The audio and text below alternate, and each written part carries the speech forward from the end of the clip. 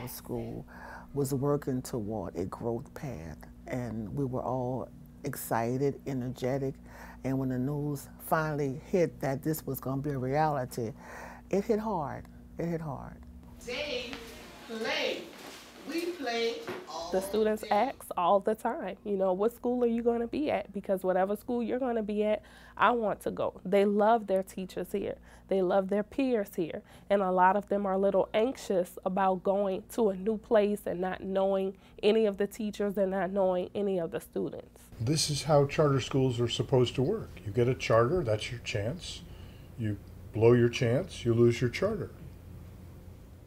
I agree with that. That logic makes some sort of sense if you're working in a business model. But if we're looking at children, you need to make very, very sure that you're making a decision to make a change, a turnover, a close down. It needs to be well assessed. It needs to be from every angle because there's children's lives that need to be looked at that's at stake. Harriet Tubman Elementary was one of 9 charter schools opened shortly after Hurricane Katrina by the newly formed Algiers Charter School Association. From the beginning, Tubman was plagued by ineffective faculty and low student performance. When we did learn that this particular school was going to be somewhat problematic, we did make the necessary changes. In Tubman's 4th year, Wileen Saraparu became principal, and conditions began to improve.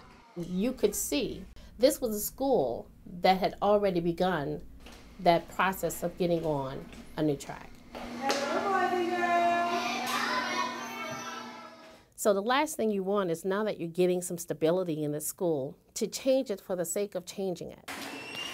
In 2010, the state measured Tubman's performance on a 200-point scale, factoring in test scores and attendance. 60 points was passing. Tubman missed the mark by 5 points. Do you think if you had another year, you'd make it? Most definitely. We've made a culture of love and caring. We've looked at motivating kids, and we would have been able to make the score. In fact, the school did make its scores in 2011, its 5th year.